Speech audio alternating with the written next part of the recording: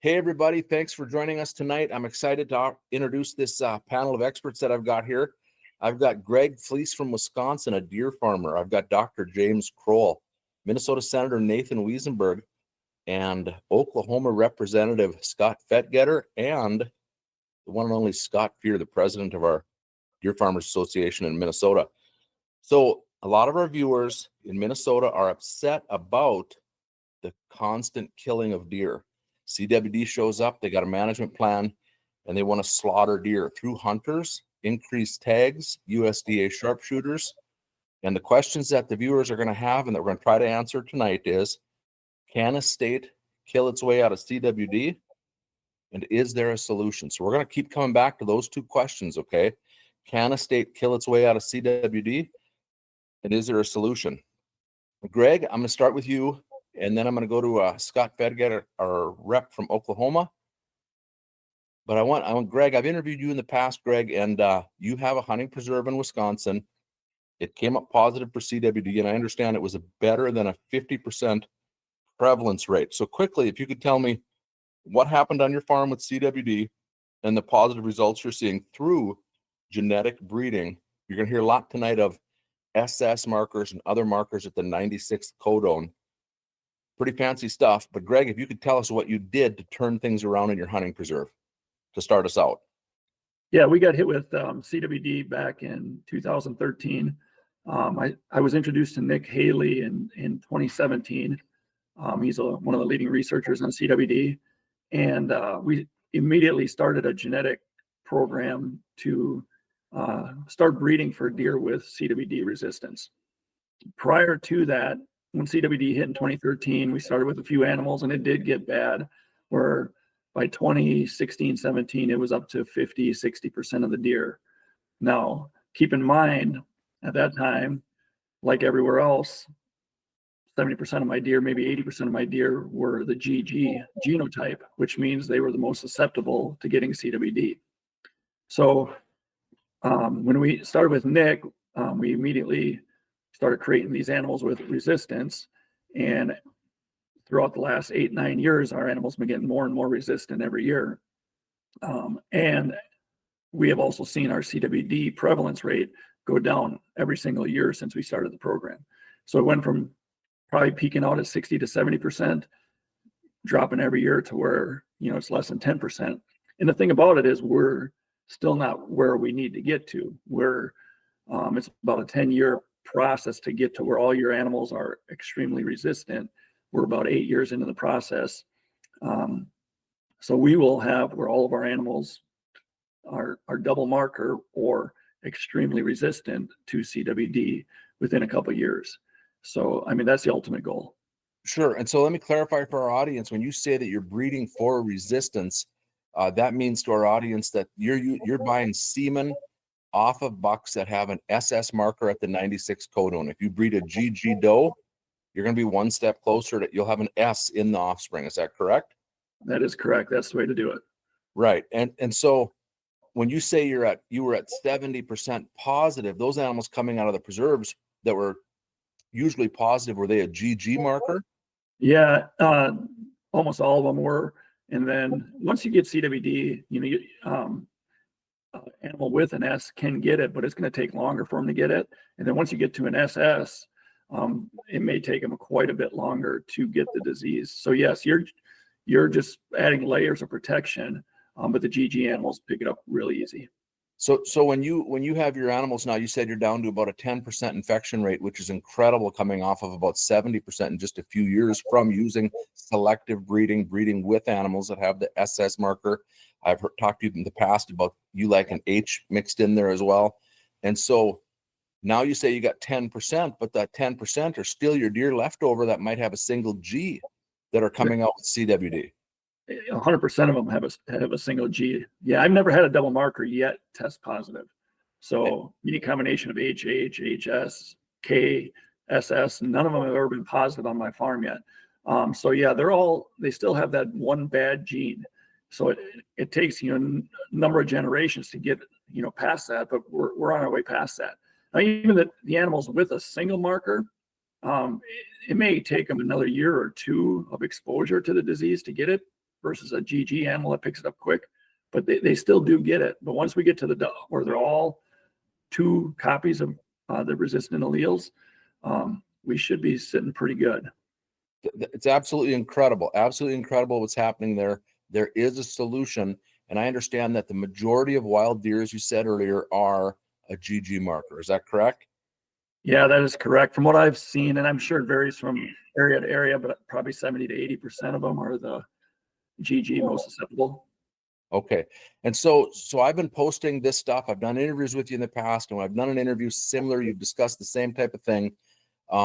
People would comment, hunters, they say, well, how does this help us? How does it help me as a hunter? Can you turn some of your deer loose? Well, we can't in Minnesota. However, Scott Rep from Oklahoma here, Scott Fetgatter, you guys introduced a law in Oklahoma that people can turn deer loose in Oklahoma from farms if they have an SS at the 96 codon. Is that correct? That's correct. Thanks, Steve, for having me on. Good evening, guys, and everybody watching or listening. Yeah, I'm a state representative, House District 16 in Oklahoma. Served in the legislature for the past 8 years. And really, kind of to Steve, to yours and Greg's point, was I got in the deer breeding business a little bit over a year and a half ago. We started with some fawns that we bottle fed, and just started kind of down this path of learning the deer business. And where the CWD stuff all started for me was I got invited to Oklahoma Department of Wildlife Conservation meeting with our Department of Agriculture, and it was all about what is our plan in Oklahoma if we have an outbreak of CWD. That was what the meeting was about. Now, I was still very new to this issue and this subject, and I sat through about a 2.5 hour meeting with the Department of Ag, several legislators, some deer farmers, and Department of Wildlife. And at the end of the meeting, all I had heard was there's nothing you can do about it. You can't stop it. There's no vaccine. There's no way to stop it from being shed. There's no way to do anything at all about CWD. And I sat through 2.5 hours of meeting where we needed to have a plan for a disease that there was nothing you could do to stop it from spreading. And so, being kind of just a dumb okie, I, at the end of the meeting, just asked a dumb question of, why did I just spend 2.5 hours in a meeting talking about a disease, about a plan, what we need to do, when there's nothing you can do about it? And so that kind of lit the room on fire whenever I said that, and people started scrambling, trying to figure out why we needed to have a plan. And the only answer I could get was, well, all the other states have plans, so we need to have a plan. That was the only answer that was given. There was no scientific data. There was no remedy. There was nothing. It was just, we need to have a plan because everybody else is having a plan. Fortunately, I had a friend in the legislature that his family owns about 10,000 acres out in western Oklahoma. And he asked me whenever I would post social media videos, my whole family gets involved in this. It's our family farm. And, we post videos of us bottle feeding fawns. And he asked me one day, he said, someday when your fawns grow up, I want to buy some of your deer and release on our property. And I looked at him, I said, well, you can't do that. He said, why not? And I said, well, because it's against the law. And so happens a few months later, CWD broke out, maybe within 20 miles or so of where the Kroll flies from his farm. He come back to me and he wanted to know more about this CWD and the potential threat to the wildlife, not his, the state's wildlife on his farm. And he decided he was going to carry the CWD Improvement Act, Genetic Improvement Act here in Oklahoma. I helped him with some of the language and helped him meet people that could teach him about, selective breeding and that type of thing. And he came up with a bill and we passed it through the legislature, got it signed into law by the governor, and effective February of 2026 in the state of Oklahoma, if you have genetics that are a double S at codon 96 with a certain GEBV, which is genetic breeding value, you would be able to purchase deer from a deer farmer. By the way, I have none of these deer on my farm. There's not a single deer on my farm that I'm aware of that would qualify for the program. But you would be able to purchase deer and release onto your private property as a right, as an owner of that property. So that's kind of in a nutshell how it went down. Sure. So I want to clarify a couple things for our listening audience. Again, when you talked about a 96 codone SS marker and a GEBV, that's pretty high tech stuff, but it's real simple. We have a ear tag punch, and we punch a hole through the ear. A little tissue of skin goes into a little vial. We send it into a lab. They send us back a big long report. Every deer on the farm is listed as genetic markers and who the parentage are. It's a beautiful thing. It's doing DNA tests on them. So every deer on my farm, I would say all but maybe 5 fawns that were born late this year, all of my deer are genetically tested. I have HS and SS, lots of SSs, and I am enrolled in a USDA CWD herd monitoring program. All the deer farmers in Minnesota, it's law. We have to be in this program, test for 5 years. We don't have CWD, but it's a high standards of monitoring. And I asked you before we started, in Oklahoma, can you expound on, are you guys enrolled in this high level of monitoring that we're involved in Minnesota? Yeah, so that's a great question, Steve. In Oklahoma, we have 2 types of farm. We have certified CWD certified farms, and we have non-certified farms. Incidentally, my personal farm is a non-certified farm. I mean, I am looking at expanding into a certified farm, but my deer on my farm can only go to Oklahoma hunting ranches right now. I mean, once the law changes, even though I'm a non-certified farm, if I have, because we believe the science, right? We believe the science in the SS at codon 96 and the GBV, the genetic breeding values. We believe in the science behind it. So we don't require, if you were to release a deer from my farm, we don't require you to be a part of the CWD monitored program in Oklahoma. That's correct. Okay. So, Dr. Kroll, thank you so much for joining us. I appreciate you being here, bringing a level of, I don't know, many, many years of experience and expertise to this subject.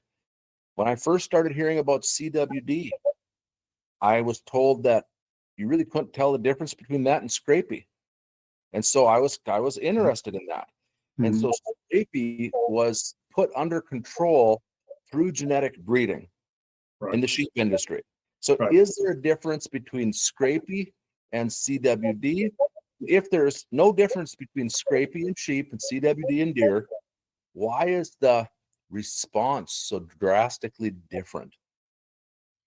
Well, that's a very good question to ask. You know, you're right. I go back a long way on all this, back to the 80s. We're the folks that developed artificial breeding in deer and the first DNA testing. And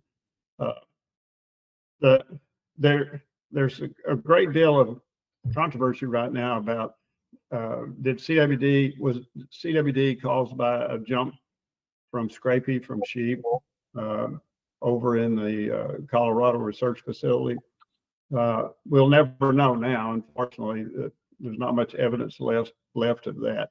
But the fact is, it's incredibly similar to scrapie. And to answer your question, the reason is that there's such a difference between what sheep people got to do and deer people got to do. It's popular to raise sheep. It's politically unpopular in many areas to raise deer. You're violating all kinds of rules from the North American wildlife model to God knows what. But there's some people it's just abhorrent to, and among those are hunters. So there's a lot of controversy with whether or not we should raise deer in pens and whatnot. But ironically, it's probably going to turn out that deer breeders are going to really save this ball game. If there is a ball game, there's some issues I have with the finality of that. When CWD showed up in Wisconsin, before I became the deer czar of Wisconsin, in 2002, I went on national television and stuck my neck out and said that I had complete faith in the whitetail deer to solve this problem, and that I didn't think it was a big problem. And I offered 2 challenges at that time to this day have not been met. And I said, CWD is a problem if, first, it will decimate deer populations, and second, if human beings can catch it. To this day, neither one of those things has ever been proven. And so it's a rare disease. It's not rare in deer pens because of the situation we got it, but in the wild, it's a rare disease in virtually every state. It's a rare disease.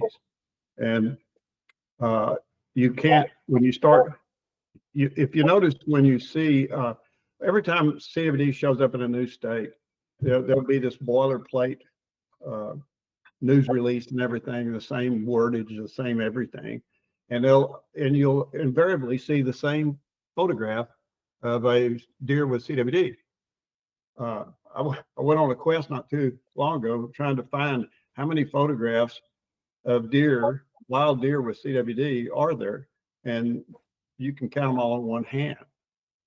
I also have been asking, I asked our state, the biologist in charge of the CWD program here in Texas, if we had definitive evidence that a whitetail deer in the state of Texas, and it's been here since 2012, has ever died from CWD, as evidenced by neuropathy, neurological evidence under a necropsy that the deer clinically died of CWD.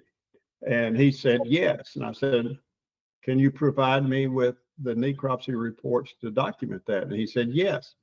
I gave him 50 something days asking him every day, and he never was able to produce that evidence. And to this day, we have no evidence in the state of Texas about a whitetail deer dying from CWD. There was a handful of mule deer, yes, but no whitetail deer has ever died from it. So if a disease is rare, and if there is some genetic resistance available to us out there, where's the biggest problem as I see it? Where's the problem?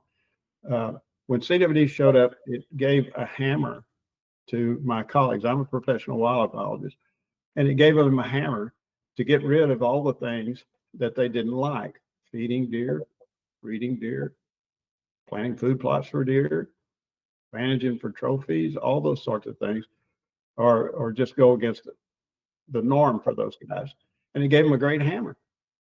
And when we have a crisis like we saw with COVID, I'm not going to draw any parallels with COVID here, but when a disease, when it shows up like that and there's a lot of generated fear, it gives a lot of power, also gives a lot of funding to me. Like me as a scientist, I could go after a tremendous amount of funding right now to study CWD. So it's a very complicated issue, but I think it's going to be, the deer are going to solve it. And I wholeheartedly support what Oklahoma is doing. I have some suggestions about the best ways to do it, but it will work. I guarantee you, it will work. So a couple questions back to your being a deer czar of Wisconsin. I remember when that was hitting the headlines, and they hired you to give them some good answers, and I think they reached out to the right guy. But if I asked you to guess at the number of cases, I know they only test maybe 10, 12, 15% of the deer, whatever that number is. If you extrapolate it forward on the amounts of positives, we could come up with a baseline number of what we think have been positive cases in Wisconsin. Do you have any idea what that number would be? The actual number of cases? Just a ballpark figure. I mean, are we talking 10,000 cases or? I think the last time I checked, it was in 4 digits, because that tested positive. Now that I need to make a clear point here. Okay, testing positive for prions, it's not having chronic wasting disease, and that is used too often. If a deer tests positive, it's positive for having prion proteins. It's not positive. It's not clinical. So that's what I was saying a while ago, is the number of clinical cases in Wisconsin is extremely small. I mean, extremely small. Right. But they do a lot of testing. They've tested several 100,000 deer since 2002. And I've got all those numbers, but Right. And the reason I asked you where I was trying to take the question to is if there were 10,000 cases of CWD confirmed in Wisconsin, I don't know what the number is, but let's just say it. If that number existed, and then we consider where they claim Dane, Richland, Iowa, Sauk counties, Wisconsin have a 50% prevalence rate. And my question to you is if we killed all the deer in those 4 counties and we kept deer off that landscape for the next 50 years, there was no deer there, and we fenced in those 4 counties. If we put deer in there later on after 50 years, them being GGs, would they get the disease again because it's there in the soil or not? What's your answer? Do you have absolutely. They would still be able to get it. But that 50% that you quoted, I don't know where they got it. I have all their data. There's never been a 50% infection rate. But 28 is about the high as it is. Okay. It's not there. And here is the thing that you need to understand. In those 4 counties, the 4 original zone counties, the deer herds are all growing. They also have very high recruitment rates with their fawns. Now, where's the problem? We've got 2 divisions in the Wisconsin DNR that one is begging hunters to kill more deer, and the other one is warning that deer are going to go extinct. Now, which one is it? But the data do not support that there is a negative response. And they've been working 6 or 7 years now on a mortality study, which magically hasn't been reported. But I did see a report the other day that the research leader is stunned and astounded by the fact that predators won't scavenge on CWD deer. And what have you heard? That the scavengers will carry it from one place to another. So a lot of things with research are starting to fall apart on this whole thing.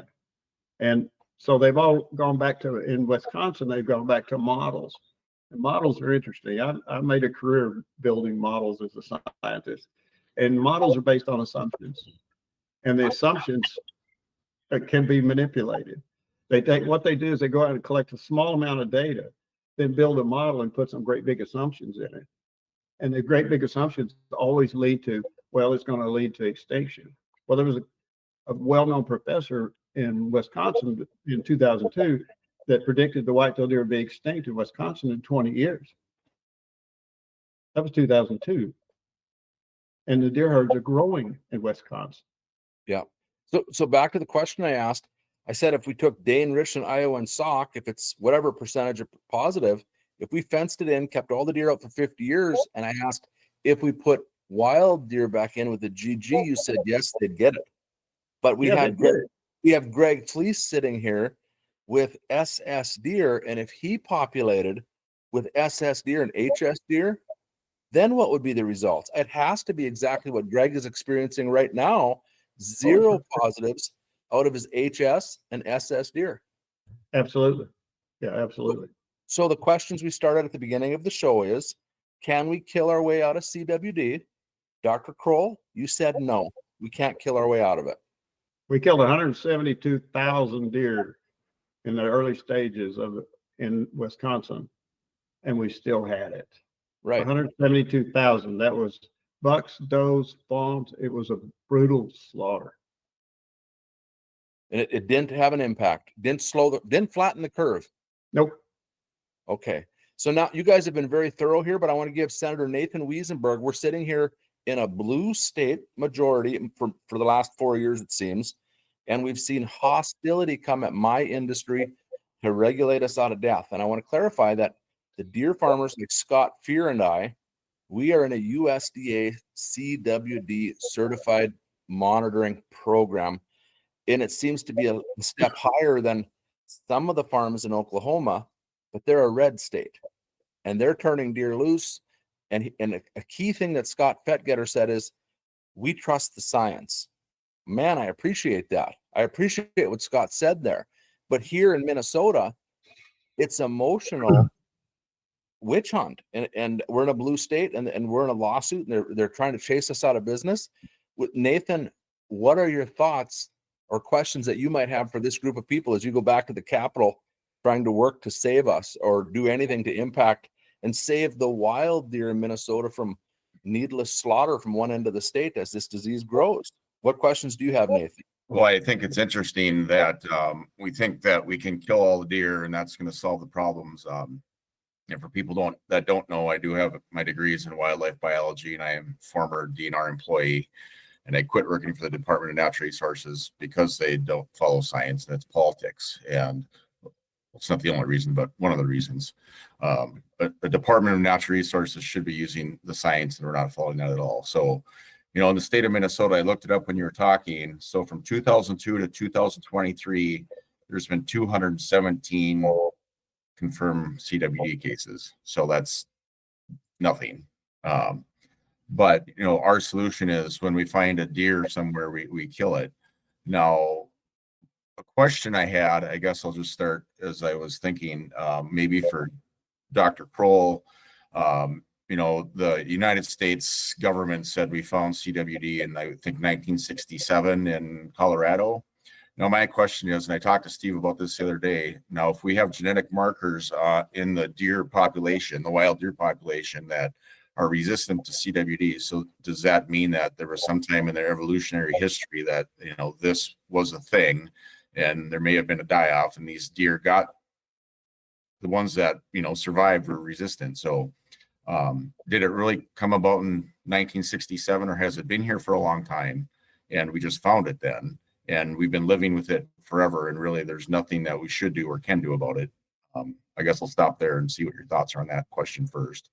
Well, as I said earlier, there's the evidence is pretty well destroyed now to what there's just a few people are willing to talk.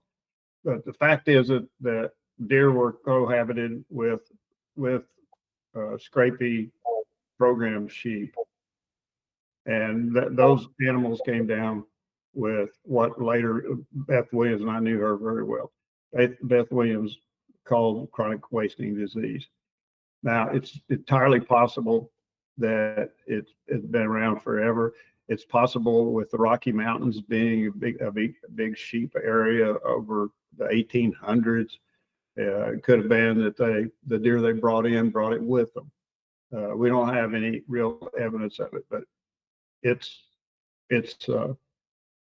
a real shame. We don't know. The only thing we do know is that we can follow the path of it showing up with the movement of deer out of that facility, and then also the research that went on at the University of Wisconsin. So then I'll, you know, as far as letting deer go in Oklahoma, you know, the Minnesota DNR will probably say, well, we can't release deer because we can't, even though we've released turkeys and we're currently trying to expand our elk herd. I'm against the turkey thing. You know, we've been told, you know, turkeys were here. Well, maybe they were in southeastern Minnesota, but I've got land in, you know, north central Minnesota and up by Hackensack and Walker. We got there's turkeys everywhere. They weren't there before, I would assume. So we've released them, and they're doing it because of money. It's not because, oh, we want turkeys. It's revenue source for the DNR. So they've done that with turkeys. They're trying to do it with elk right now. And so they can release turkeys and elk. Then why can't we release deer? We've proven that we can release deer that are not going to have CWD or have very highly likely not get it. And we can help save our deer herd. Now, we did that. You know, Greg's done that on his farm in Wisconsin. I called, doing research on this last year, I called out to the state of Pennsylvania, and they're actually working with their deer farmers to help them introduce this into their deer farm. So in Minnesota, we're forcing the deer farmers out of business. The DNR in Pennsylvania is actually working with their deer farmers because they're following the science, and the science is real. So that's what we need to do in Minnesota, is we need to help the deer farmers, not force them out of business. We need to follow the science. It's there, and let this occur. So that's what we need to do in deer farms. But I see no reason why we can't release these deer into the wild. And then now, I mean, these are deer. There's no difference between your deer on your farm and the wild deer, except for their genetic code is different. So let's get those deer in the wild, and let's help save our deer. We're back against that. You're going to be hard pressed to find any deer herd in the United States that is 100% native to what was there 200 years ago. They, Exactly. during the restoration phase, they carried deer. We got Wisconsin deer in Georgia. We got Mexican deer in Alabama. We got all kinds of deer moved around. And this mania with releasing elk has driven me insane. You talk about playing Russian roulette. They worry about this, but they're just flippantly go out there and release. Ask the people of Arkansas what they think about elk stalking now.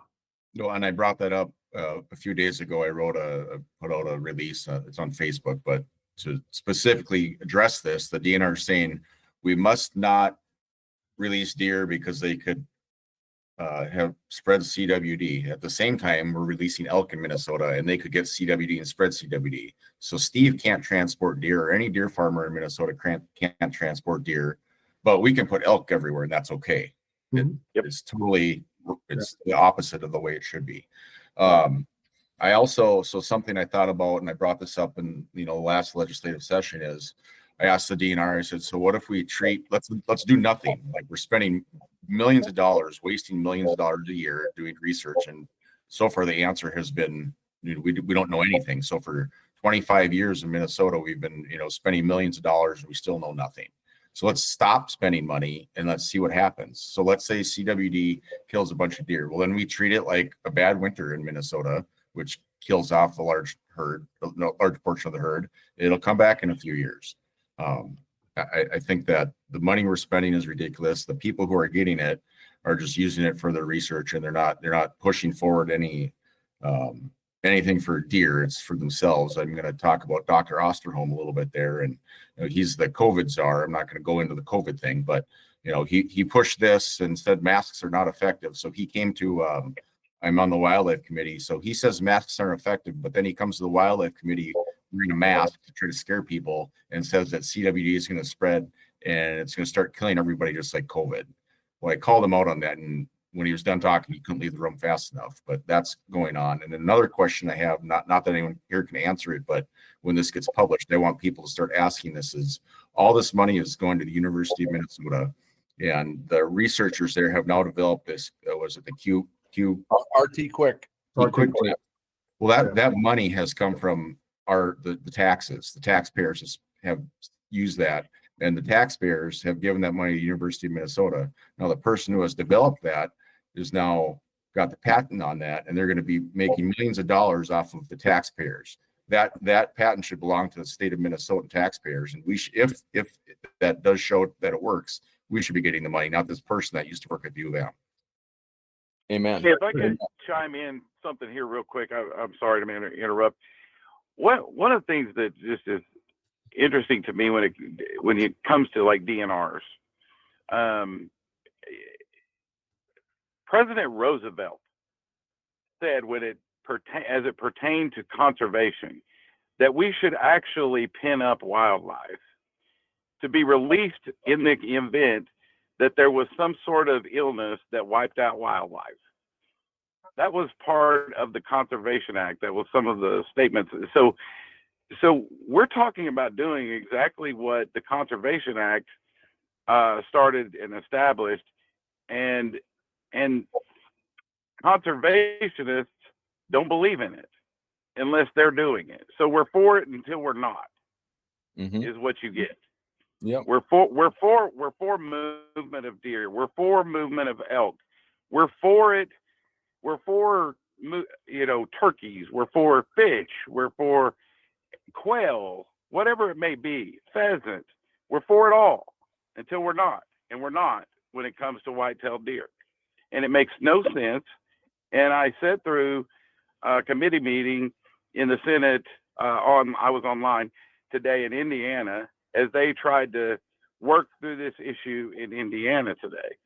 And the conservationists and everybody, the hunting groups, associations, all these groups that are against it, one of the things that they said repeatedly was, we are excited to look at the science of this and take the sampling so that we can establish the baseline of our genetics in our herd we just don't want to release deer. Well, you're saying in one sentence, we believe in the science and we're excited about performing the science, yet we don't want to perform the science, which is to spread those genetics through the wild herd. And it was a constant day of contradiction whenever I listened to the different, and when we ran this legislation in Oklahoma, all of your major hunting groups came out against it. Why, you know, the National Deer Association, the Elk Federation, the you know, you name it, they came out against it. And one of these hunting groups today literally stood up there and was fear mongering, saying, we don't know for sure that it can't jump to humans. Well, we know that it never has at this point. And it's been over 50 years since we've had this issue with CWD. So, I mean, strong probability that it's not. Yes, could it? Maybe. But over 50 years, I think it's fear mongering. Yeah, I agree. I agree. Good points. Let me Before we go any further, though, just so people that are listening and everyone here understands that, but you know, like in Minnesota, the Minnesota Deer Hunters Association is, you know, working with the DNR, and they're going to come out against this because they're going to not receive funding if they support releasing deer, and that's going to come down to politics and funding for these groups. It's not about the science. It always comes back to the politics. Yeah. Actually, I do believe, and anybody on this podcast can correct me if I'm wrong, but USDA has set aside millions of dollars for CWD research. So it doesn't have anything in there about whether you release a deer or don't release a deer. It's just research. And so far, all we have is surveillance.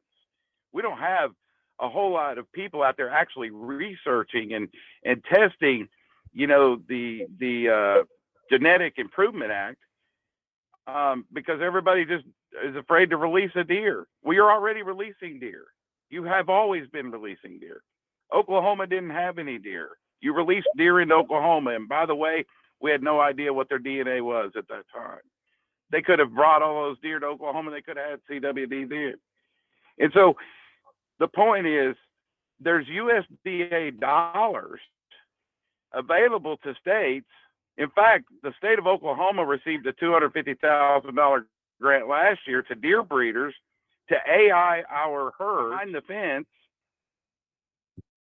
with these genetic improvement markers, genetic resistant deer. I mean, USDA gave that to Oklahoma deer breeders to do that. So USDA recognizes that the science is real by Dr. Seabury, and others have been involved over the years. Doc, as you mentioned, you've been engaged in this for decades, but there's just a real prejudice against deer farms when President Roosevelt said we should be doing exactly what we're doing. Mm-hmm. Yeah. Sorry, I didn't mean to rant, but I had to rant. No, sorry, I just held it as long as I could. All good points. I want to give our president Scott Fier a chance to ask some questions. He's probably got some good questions as he's been sitting here listening. Scott, what questions are you thinking of? Well, yeah, basically just how could we implement this into Minnesota? I agree, we got the politics where it's gonna be hard to do, Senator Wesenberg, but I would like to start pushing for this as well. Otherwise, yeah, keep asking questions, Steve. You guys are all doing great. I appreciate you all on here. I enjoy listening too. So, all right. So I have a question for Dr. Kroll. Let me ask Dr. Kroll a question.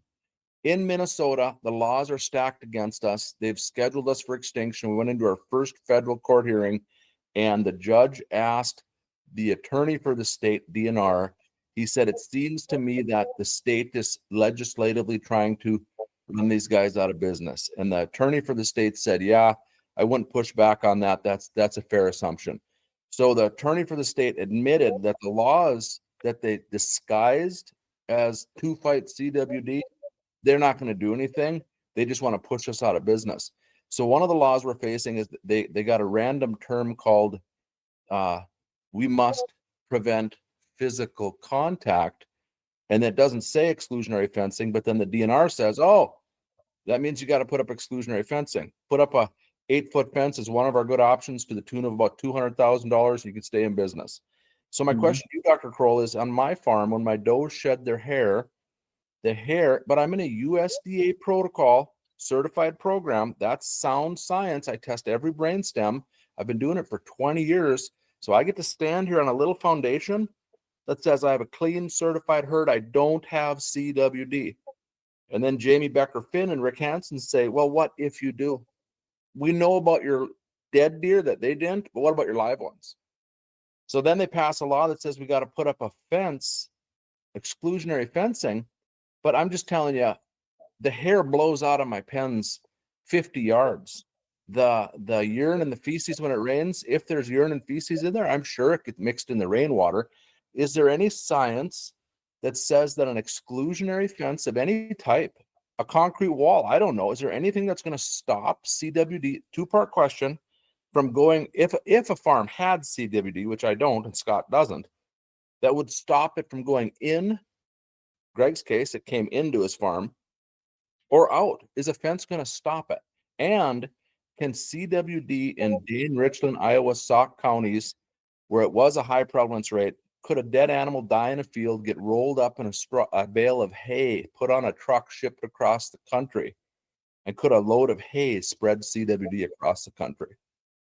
All of those things are possible. You're not going to stop the spread of it with a fence necessarily. You got birds, you got crows, ravens, you got all sorts of things, all kinds of scavengers and whatnot, flies. You've got lots of ways that it can get out. That fence is just another, excuse the pun, barrier that they're putting up because the little guy. One of the neat things about deer breeding, the reason I got involved in it to support folks was I was looking for. I'm a fanatic about the fragmentation of land.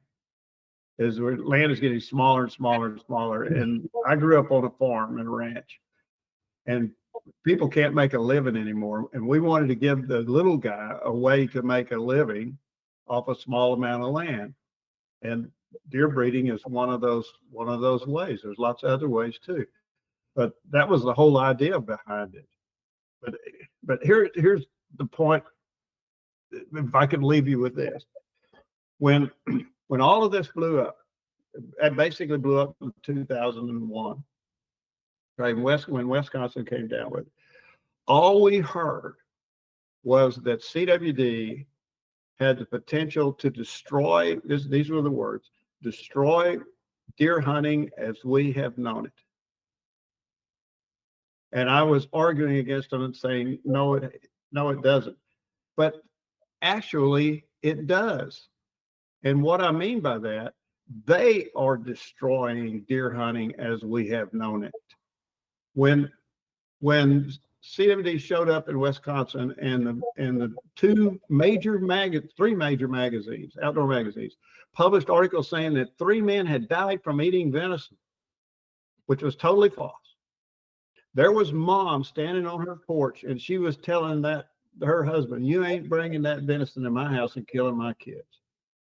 And so they thrived on fear. They've created this fear, this zombie deer, which is an animal rights term. Zombie deer, all this stuff is basically designed to kill deer hunting. If I wanted to kill hunting, of which 80% is deer hunting, I would convince the general public and hunters that venison was an unwholesome food item. Mm-hmm. The minute you do that, it's the end of deer hunting. And so they're absolutely right that their actions could possibly be the demise of deer hunting as we've known it. Very, very good points, Dr. Kroll. Go ahead, Scott Fier. So getting back to this is for Dr. Kroll, as far as the exclusionary fence and whatnot, is there any data or science that suggests like how much saliva would have to be swapped from an infected deer to a non-infected deer to potentially get to become infected?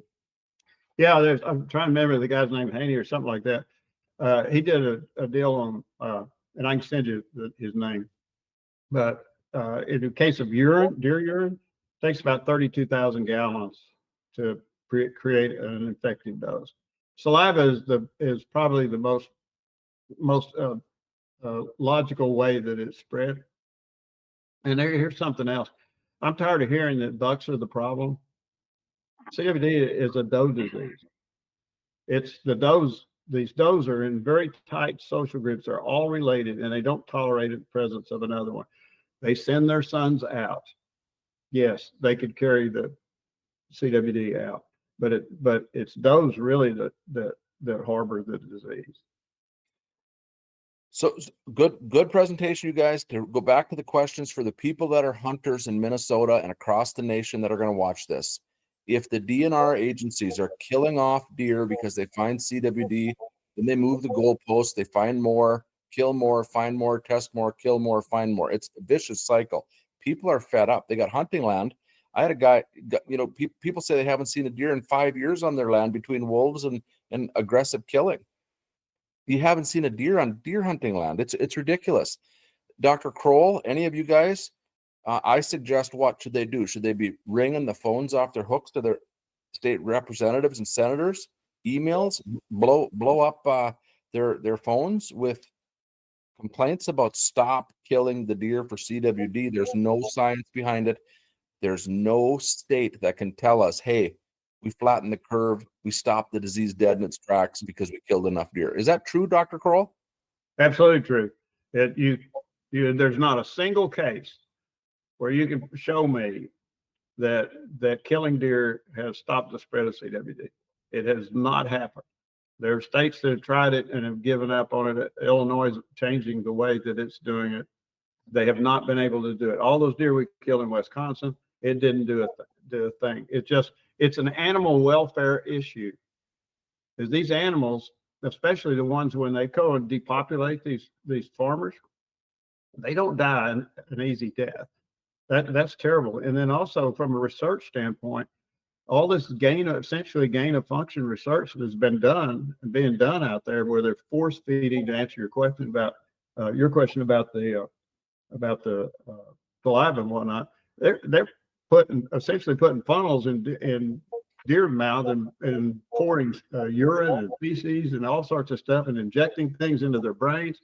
And if they can't get it if they can't create prion disease, then they put it through some other animals to increase the infectiveness of it. We got to stop that. That's where the Achilles heel is. It's animal rights, animal welfare out there. These animals are just being slaughtered.